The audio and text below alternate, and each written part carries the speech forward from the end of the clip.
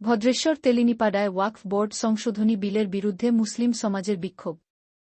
পশ্চিমবঙ্গের হুগলি জেলার ভদ্রেশ্বর তেলিনীপাড়ায় জুমার নামাজের পর ওয়াকফ বোর্ড সংশোধনী বিলের বিরুদ্ধে মুসলিম সমাজের পক্ষ থেকে তীব্র বিক্ষোভ অনুষ্ঠিত হয়। ক্ষমাঘর নবজোয়ান কমিটি, একতা group, new voice all all এবং তেলিনীপাড়া ভয়েসের ব্যানারে শত শত মুসলিম নাগরিক এই বিলের বিরোধিতায় অংশ নেন। ভাইস চেয়ারম্যান ফিরোজ খান বলেন, ওয়াকফ বোর্ড হল আমাদের পূর্বপুরুষদের আল্লাহর নামে দান করা সম্পত্তি, যা আমাদের পিছিয়ে পড়া, গরিব ও অসহায় মানুষের সহায়তার জন্য ব্যবহৃত হয়। কেন্দ্রীয় বিজেপি সরকার দেশকে হিন্দু মুসলিম ভেদাভেদে বিভক্ত করতে চায়। তিনি আরও বলেন, যেমন রাম মন্দির ট্রাস্টে অন্য ধর্মের কাউকে অন্তর্ভুক্ত করা যায় না, তেমনি ওয়াকফ বোর্ডেও অন্য ধর্মের কাউকে অন্তর্ভুক্ত করা যায় না। আজকের বিক্ষোভে শতাধিক মুসলিম ভাই অংশগ্রহণ করেছেন।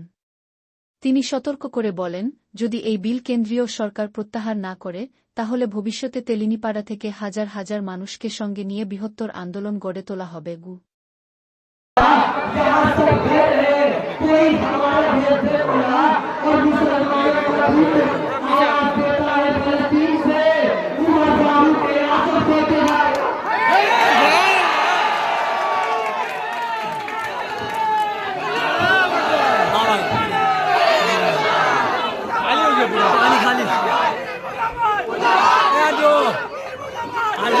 আমরা এই প্রতিবাদ করছি ওয়াকফ বিল যে পার্লামেন্ট পাস করেছে তার বিরুদ্ধে আমাদের প্রতিবাদ এটাই যে যে বিল নিয়ে এসছে সে বিলে বলছে যে একটা নন মুসলিম বিলে থাকবে।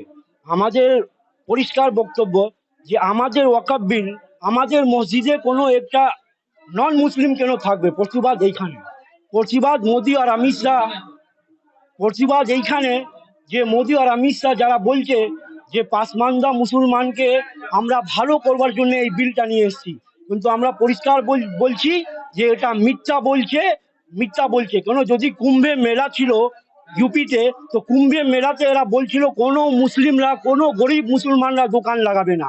তো যদি ওইখানে আমাদের পাসমানদা মুসলিমকে দোকান লাগাতে দিচ্ছে না, তারা এই বিল নিয়ে এসে কি করে পাসমানদা মুসলমানকে ভালো করবার জন্য কাজ করবে।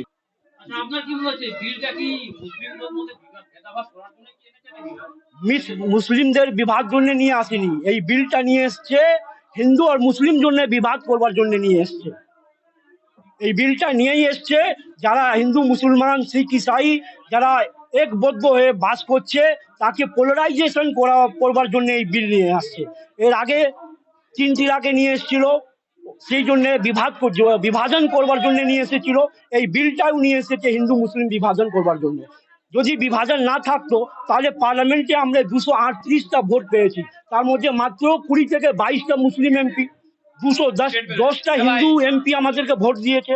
মানে এখনো আমাদের ভারতবর্ষে হিন্দু মুসলমান শিখ ইসাই একসঙ্গে মিলেমিশে আমরা থাকতে চাইছি, কিন্তু মোদি অমিত শাহ দেশকে বিভাজন করতে জন্য এই বিলটা নিয়ে এসেছে, সেই জন্য আমরা প্রতিবাদ করছি।